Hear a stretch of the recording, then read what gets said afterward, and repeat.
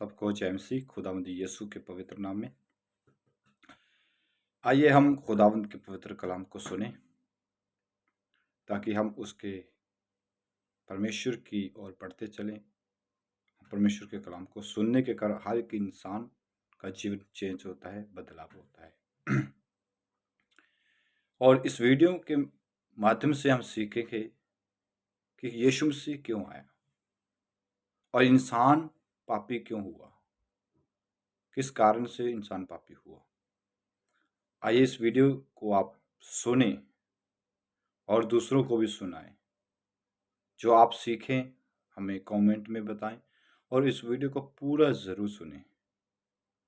और अगर आपको कुछ अच्छा ना लगा और आपका जीवन चेंज ना हो तो प्लीज़ हमें कमेंट में बताएं और दूसरों को मत बताएं, ताकि हम की कमी जो हम परमेश्वर से सीखें और परमेश्वर की ओर आकर्षित हो जाएं।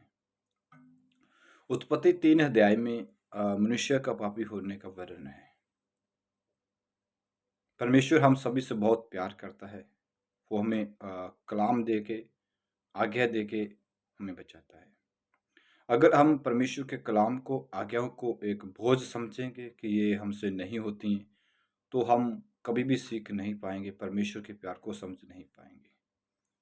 अगर हम परमेश्वर के कलाम को प्यार समझें कि वो हमें बचाना चाहता है, वो हमसे बहुत ज़्यादा मोहब्बत करता है, तो हम खुदावंद के कलाम में बढ़ते जाएंगे, परमेश्वर में बढ़ते जाएंगे। उत्पत्ति 3 अध्याय में सर्प जो जानवर है, सांप बोलते हैं जिसे हम, वो द्रुत था। द्रुत का मतलब बेईमान, झूठा, मक्कार, व्यभिचारी, लोगों को गुमराह करने वाला, सब में वो ऐसा। उसमें शैतान की आत्मा थी, दुष्ट आत्मा, जो शैतान हम बोलते हैं, लूसीफर। जब शैतान का हवा से, जो परमेश्वर ने जिसका नाम सहायक रखा था आदम के लिए, जो आदम के लिए बनाई गई थी, तो उससे बात करता है, वो ऐसे ही बात करता क्या इसका अध्ययन, जो परमेश्वर ने पेड़ बनाया था, जो बाग के बीच में था, जो भले बुरे का पेड़ था, उसकी ओर आकर्षित करता है उसके ध्यान को। इतना ध्यान पहले उनका उसकी तरफ नहीं था। वो हर रोज बाग में रहते थे और पेड़ से काफी दूर से वो उसको देखते भी थे, गुजरते भी थे, क्योंकि वो जंगल में रहते थे, उस वाटिका में रहते थे। तो इसी प्रकार उसने उनका ध्यान खींचा ताकि उनका प्रेम, विश्वास जो परमेश्वर के साथ था वो टूट जाए, जो अधीनता थी वो टूट जाए। वो अपनी ओर आकर्षित करना चाहता था। आज भी शैतान जोरों शोरों में है। ऐसे ही मसीह लोगों के साथ कर रहा है, जो कलाम को नहीं सुनते, जो परमेश्वर की अधीनता में नहीं रहते, जो अपने आप को बड़ा बनाते, जो घमंड करना की जो कोशिश है करते हैं अपने आप को बड़ा बनाने, वो परमेश्वर से दूर होते जा रहे हैं, जैसे आदम हवा हुए। आइए हम पढ़ते हैं। लिखा है, जब यहोवा परमेश्वर ने जितने पशु बनाए उन सब में सांप द्रुत था। उसने स्त्री से कहा, क्या सच है कि परमेश्वर ने, क्या सच है कि तुमको इस वाटिका के सभी वृक्षों का फल खाने को मना किया था? उसने ऐसी बात कही कि आपको परमेश्वर ने सभी वृक्षों के फल खाने को मना किया था। उसे पता था इनको सभी फलों के फल खाने को मना नहीं किया है, फिर भी उसने ऐसी बात बोली ताकि उसका ध्यान उसकी ओर आकर्षित हो जाए, उसका ध्यान उसके पेड़ की ओर जाए। और परमेश्वर ने उस पेड़ को बीच में रखा। ये भी एक कारण है कि परमेश्वर ने बीच में क्यों रखा, क्योंकि कोई भी खतरनाक वस्तु जिससे हमारे जीवन को नुकसान होता है, जो हमें समय से पहले नहीं चाहिए होती, जिसका उपयोग हम समय से पहले नहीं करना चाहते, उसे हम छिपा कर रखते हैं और बीच में रखते हैं, घर में हम छिपा कर रखते हैं। ऐसे ही परमेश्वर ने किया, आप समझ चुके हैं। परमेश्वर भी उस समय का भले फूले का फल हमें जानने की अवसर था, लेकिन परमेश्वर की इच्छा से पहले नहीं। परमेश्वर खुद उनको सिखाना चाहता था दुनियादारी के बारे में। परमेश्वर उनसे बात करता था। इसीलिए परमेश्वर के कलाम में जो लिखा है उसे हम ध्यान से सुने। उसने जब स्त्री से ऐसी बात की, उसे आकर्षित तो कर लिया उसके पेड़ की ओर। और इस वाटिका के वृक्षों के फल हम खा सकते हैं, पर जो बीच में है, लिखा है, जो वृक्ष वाटिका के बीच में, उसके फलों के विषय परमेश्वर ने कहा, न तो तुम उसको खाना और न छूना, नहीं तो मर जाओगे। उस स्त्री ने कहा कि परमेश्वर ने हमसे कहा है कि अगर हम इस वृक्ष के फल को खाते हैं और छूते हैं तो हम मर जाएंगे। ऐसा तो नहीं हुआ, वो मरे तो नहीं, लेकिन क्या हुआ आगे देखते हैं। तब सर्प ने स्त्री, तुम न मरोगे। वो जानता था कि ये मरेंगे नहीं। इनका जो प्रेम है, जो विश्वास है परमेश्वर का, जो परमेश्वर की अधीनता है, जो परमेश्वर के साथ रिश्ता है, वो टूट जाएगा। वो यही सब चाहता है। आज भी मेरे भाई भाई बहनों, बड़े अंकल, माता, बहनों, आज भी शैतान ऐसे ही चाहता कि जो रिश्ता आपका परमेश्वर के साथ है, जो यीशु मसीह के कारण बना है, वो टूट जाए। वो आपको अपना मित्र बनाना चाहता, न कि परमेश्वर का। वो किसी को भी इस्तेमाल करता है आपको फंसाने के लिए। ऐसी बातें आपके सामने रखेगा कि आपको जब आपको अश्लील वीडियो देखते हो तो आपको कहेगा आज देख ले, परमेश्वर दयालु है, वो आपको माफ करेगा। आज तू सिगरेट पी ले तो कल छोड़ देना। ऐसे गुमराह करता है। आज पी ले, आज तू दारू पी ले, कल को छोड़ देना। आज तू व्यभिचार कर, कुछ नहीं होगा। ऐसे ही वो हमें गुमराह करता है, जैसे उसने हवा को किया। ऐसे ही वो हमें गुमराह करता है। और दूसरी बात, जब उसने उनको फल के बीच में लिखा तो लिखा कि जब हवा ने उसको ध्यान उसकी ओर आकर्षित कर दिया तो उनकी आंखें के सामने उनको मन भाव दिखा, उनका लालच अंदर आ गया। उसने लालच भर दिया हमारे अंदर, झूठ बोला उसने उनको कि तुम नहीं मरोगे। जब उसने सुना कि अगर तुम खाओगे तुम परमेश्वर के जैसे बन जाओगे, जब इतनी बात हवा ने सुनी तो वो कहती हम परमेश्वर के जैसे सामर्थ्य बन जाएंगे, परमेश्वर जैसी बुद्धि हमारी। जो परमेश्वर हमसे बात करता, हम भी उड़ने वाले, हम भी शक्तिशाली हो जाएंगे, हमारे अंदर भी पावर आ जाएगी। उनमें घमंड आना शुरू हो गया, तो उन्होंने फल खाया। जब लिखा है, बाइबल बताती जब फल खाया तो उसने खाकर खुद फल उस अपने पति को, आदम को भी दिया। तो जब वचन को पढ़ते हैं तो यहाँ पे जब उसने फल को खाया, उसने तोड़कर खाया और अपने पति को दिया, तब उन दोनों की आंखें खुल गई, उनको मालूम कि हम नंगे हैं। जब हवा ने फल खाया उसे पता नहीं चला कि मैं नंगी हूँ, मेरे तन पर कपड़ा नहीं है। उसे लज्जा नहीं आई, उसे शर्म नहीं आई। जब आदम ने खाया तो आदम की जब दोनों की आंखों इकट्ठी खुली, दोनों को पता चला कि हम नंगे हैं। दोनों भागे, उन्होंने अंजीर के पत्ते तोड़कर अपने कपड़ों को बनाए और छिप गए। हमारे अंदर जो कमी हो जाती है, अगर हमारे अंदर पाप है तो दूसरा भाई देखता है, खुद हमें पता नहीं चलता। ये बात ध्यान में रखना। जब हमसे गलती होती है, हम ना माने तो दूसरा हमें दिखाता है कि हमारे अंदर गलती है। हमेशा ही दूसरा हमें दिखाए कि हमारे अंदर पाप है, और अगर हम उसे मान लें तो बेटर है परमेश्वर के सामने। तब यहोवा ने, जो दिन के ठंडे समय आता है, खुदावंद का फजलों की वचन बहुत अच्छे से खुल रहा है, प्रभु की आत्मा बोल रही है, और मुझे जो आगे से खुदावंद दे रहा है मैं आपके बीच में रख रहा हूँ।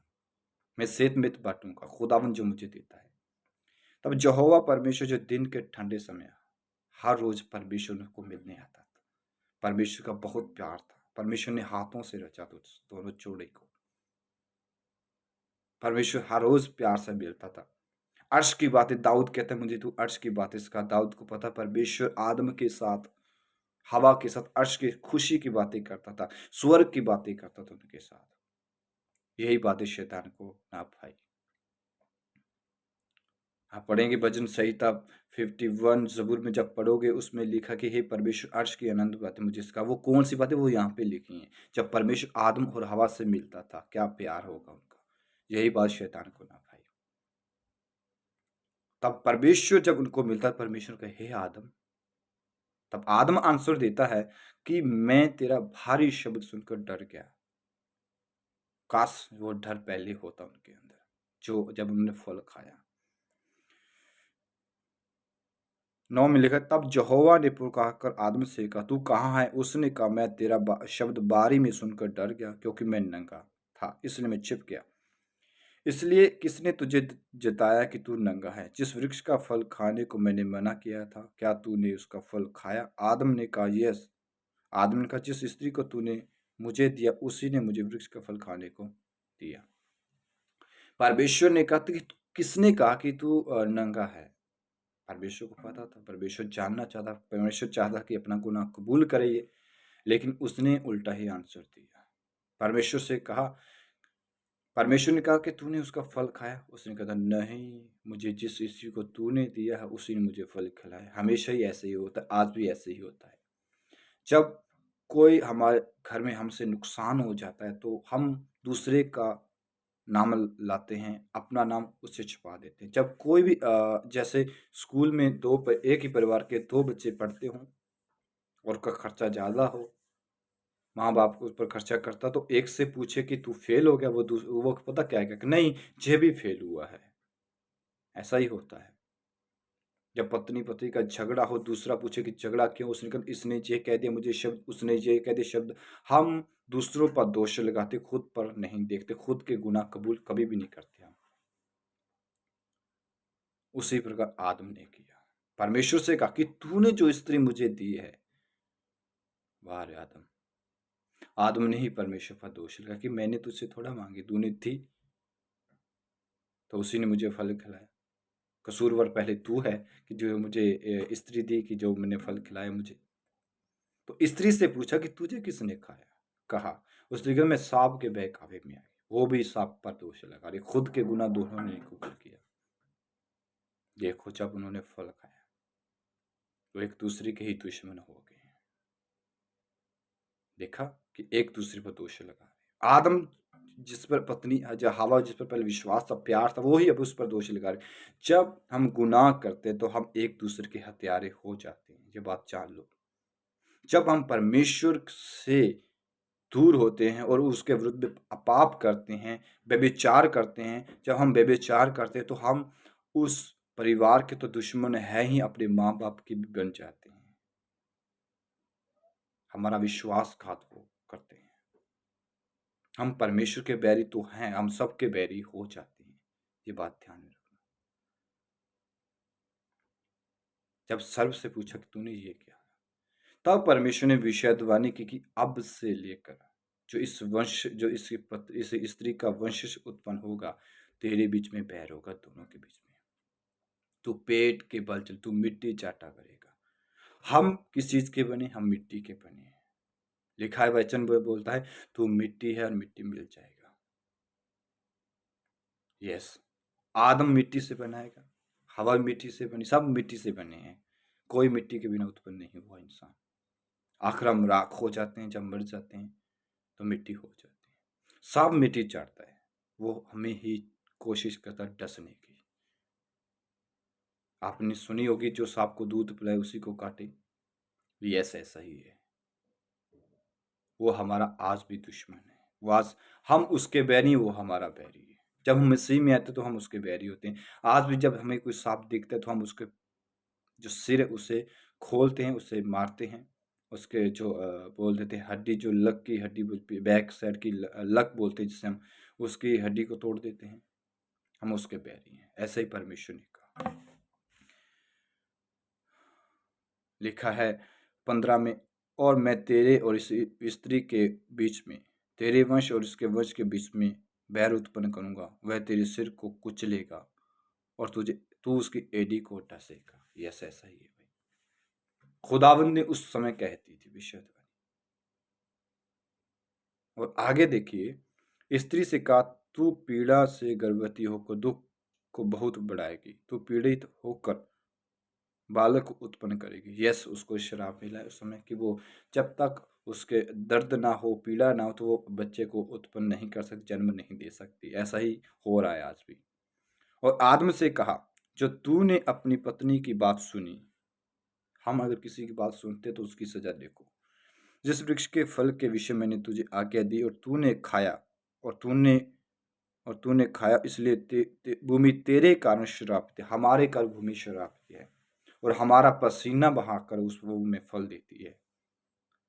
लिखा है, जब तू काम करेगा तू उसकी उपज जीवन भर धूप के साथ खाया करेगा, और वह तेरे लिए कांटे और ऊंट कटार उगाएगी। तू खेत की उपज और अपने माथे के पसीने की रोटी खाया करेगा। अंत मिट्टी में मिट्टी मिल जाएगा, क्योंकि तू उसी में से निकला है, उस मिट्टी में से निकला है, मिट्टी ही फिर मिल जाएगा। यस, खुदावन तेरा शुक्रगुजार हैं।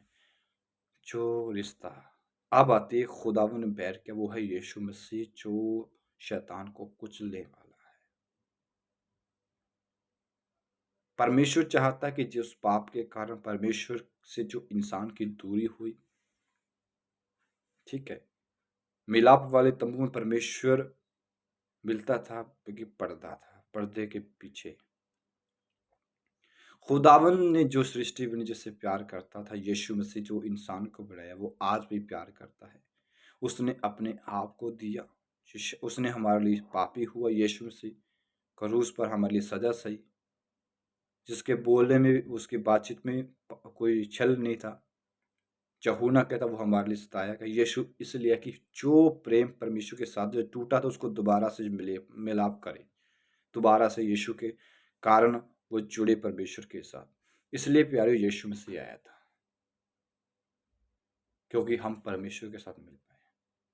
परमेश्वर हमसे बहुत प्यार करता है। अगर हम पापी हैं तो वो हमसे बैर भी करेगा, क्योंकि वो धर्मी खुदा है। पाप के कारण हमारे बीच में एक दीवार उत्पन्न हुई, क्योंकि परमेश्वर पवित्र है, हम पापी हैं। इसलिए हमारे बीच में एक बिचवाई होगी, एक खड्डा हो गया, जिसके अपने लाजर की जब हम अब्राहम की जो पुस्तक पढ़ते उसमें मत्ती की पुस्तक में लाजर जब डेविड से मर के, जो गरीब था, जो दुख में इस संसार में दुख भोगा और मर गया, और स्वर्ग में आदम की गोद पर लिखा है। धनी व्यक्ति जब जाता तो वो कहता है मैं इधर आ सकता हूँ, कहता नहीं, बड़ा स्थल, बड़ा खड्डा है, इतना बड़ा कि वो पहुंच से बाहर है, उसके पार हम जा नहीं सकते। वो खड्डा हमारे बीच में है। अगर हम यीशु को नहीं जानते हैं, अगर हम परमेश्वर को नहीं जानते, अगर हमारे अंदर पाप है तो अगर हम अपने आप को नहीं परखते तो वो हमारे अंदर फर्क है। इसलिए आप यीशु के पास जाओ। खुदावन आपको बाहें फैलाए हुए। भजन संहिता 50 के पहले शब्द में लिखा गया, पहले आयत में लिखा कि उदयाचल से लेके अस्ताचल कर लोगों को परमेश्वर बुलाता है कि आओ। यीशु आपको बुला रहा है जीवन देने के लिए, परमेश्वर से मेल मिलाप। अगर आप परमेश्वर से बातें करना चाहते हैं, परमेश्वर से मेल मिलाप कर चाहते हैं, पापी जिंदगी से जीवन, अनंत जीवन चाहते हैं, तो यीशु के पास जाओ, बात करो उससे, उसे बुलाओ। वो आ रहा है, वो आपको बुला रहा है, वो आपसे बेहद मोहब्बत करता है, वो अनंत जीवन देना चाहता है, पर आपको उसे जानना होगा, उसको उत्तम भेंट देनी होगी, अपना हृदय उसे देना होगा, समय उसको देना होगा। यीशु आपको बुला रहा है। इसलिए खुदावन जो पाप के कारण हमारे बीच में बिचवाई हुई खुदावन से, उसे दूर करना चाहती हो, परमेश्वर के नजदीक जाना चाहते हो, संसार से पैर आपको होगा। क्योंकि जब खुदावन की रोशनी आप पर आएगी तो आपके अंदर से पाप निकलेगा। जब खुदावंत की आग आप पर बरसेगी तो अंदर से सांप निकलेगा। जब लिखा गया वचन प्रेरितों के अध्ययन, जब पौलुस नबी जब उसमें यूरोप में जा रहा था, जैसे माल्टा एक द्वीप पर पहुंचा कष्ट के कारण, जब वो पहुंचा तो उसको लेकर जा रहे थे, तो जब वो जहाज टूटने का, वो माल्टा के एक स्तर पर, क्योंकि वो समुद्र में जब गया उस समय दिन सर्दी के थे, वो सर्दी से जकड़ा हुआ था, वो कांप रहा था। उसने लोगों, उस द्वीप पर पहुंच के माल्टा के लोगों से कहा, माल्टा देश के लोगों से, कि मुझे ठंड लग रही, आप मेरी मदद करें। उन्होंने उसको लकड़ियां दी। जब पौलुस ने लकड़ियों को आग लगाई तो उसमें से सांप निकला, सांप निकलकर भागा। जब परमेश्वर की आग आएगी या परमेश्वर की पवित्र आत्मा आप पर आएगा, पवित्र आत्मा का आपका बपतिस्मा, आग का बपतिस्मा होगा आप पर, तो आप अंदर से, आपके अंदर से पाप निकलेगा, चलेगा, हर सांप निकलेगा जो यहाँ पर था, जो आदम के बीच में आया था, जिसने आदम को, जीवन को परमेश्वर की अधीनता से तोड़ दिया था, वो आप पर आएगा। खुदावंद आपको ब्लेस करे और वचनों को बार बार पढ़ा करे, ताकि आपका जीवन खुदावंद के साथ जुड़ा रहे। प्रभु जी, मैं प्रार्थना करता हूँ जो भी इस वीडियो को देखें, खुदावंद को ब्लेस कर और हम पर दया कर। आमीन। हाँ, आमीन।